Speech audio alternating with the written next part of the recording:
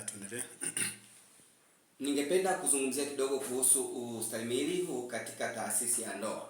Sasa kabla hujazungumza, nadhani unajua kiongozi hapa kikweli kwenye taasisi ya ndoa, taasisi ya ndoa ndio inatuandaa hata sisi, hata wewe. Kwa hiyo utaonyesha umuhimu wa ustahimilivu kwenye hii taasisi nyeti ya ndoa. Karibu. Asante sana. Kwa kweli kati ya taasisi zinahitaji kuwa na ustahimilivu ni taasisi ya ndoa. Ni taasisi nyeti, muhimu, ni karakana inayozalisha kila aina ya mtu anayehitajika duniani.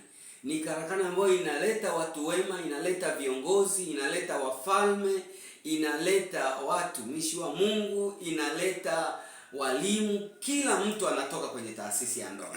Na taasisi ya ndoa ili iweze kutimiza jukumu lake hilo lizuri kubwa la kuleta watu wema katika dunia, inahitaji sana ustahimilivu katika wadau wawili wa taasisi hiyo, ambayo ni mke na mume, pamoja pia na watoto. Kila mtu katika taasisi ya ndoa anahitaji kuwa mstahimilivu, kwa sababu kila mmoja amekulia kwao. Kati ya wawili hawa, kila mmoja amekulia kwao na mazingira yao na hulka zao na mila na desturi za kwao. Unakuja kuolewa au kuoa mtu ambaye naye amekuwa tofauti, ana mila tofauti, desturi tofauti na tabia tofauti na zile za kwako na za kwenu.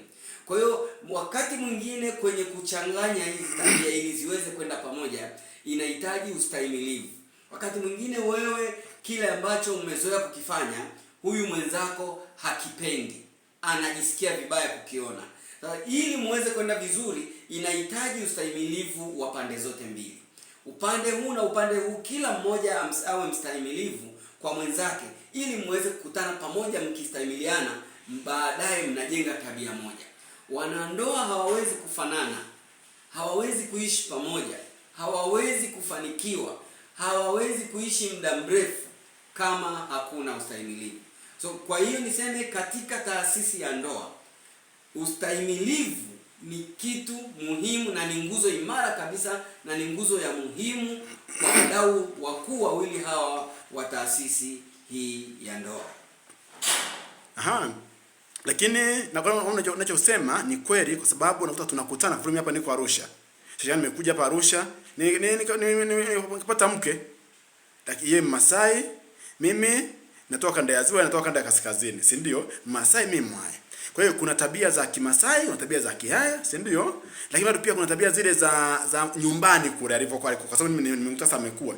Kwa hiyo unachokisema ni kweli, tunahitaji tuishi katika ustahimilivu. Lakini mimi nadhani pia si tu kuishi katika ustahimilivu, bali hata sisi ambao tumeelewa hii, kuona hii, tumeelewa hizi fuala, na sisi tuambie watoto wetu waishi katika ustahimilivu. Ndio, watoto pia wanahitaji kuwa wastahimilivu, kwa sababu na wenyewe wanazaliwa.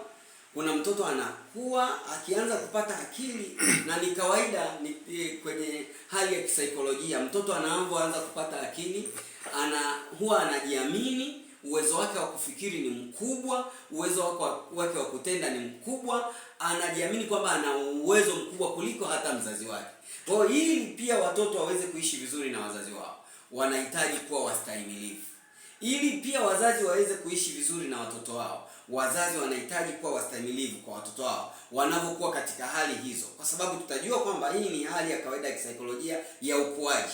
Kuna wakati mtoto anapokuwa, mfano wa kiume akifikia umri wa kubaleghe, yani hamuelewi, anafikia mahali anamdharau sana hata baba yake. Wa kike anafikia umri wa kuvunja ungo, anamdharau mama yake. Kwa hiyo bila kuwa na ustahimilivu, hatuwezi kuwa na familia zenye umoja. Lakini wewe kama msaikolojia unazionaje hizi fuara zote ambazo tunaziona kabisa ni maridhiano, ustahimilivu, mabadiliko, ujenzi mpya kwenye taasisi ya ndoa?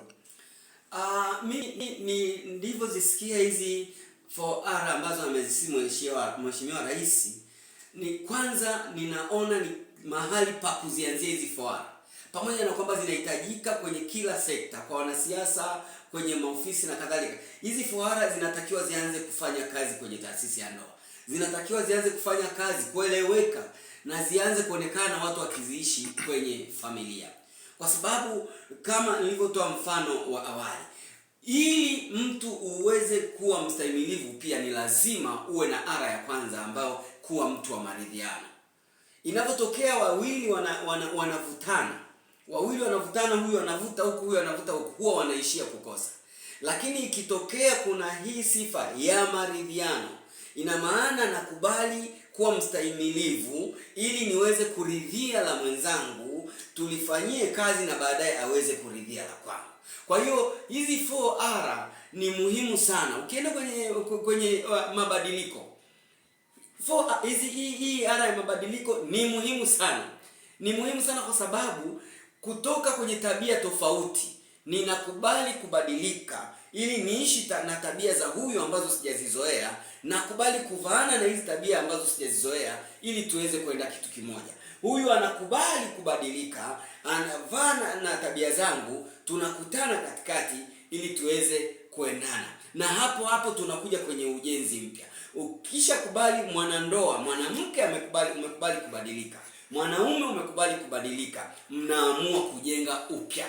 Kwa hiyo tunaona hizi R 4 zote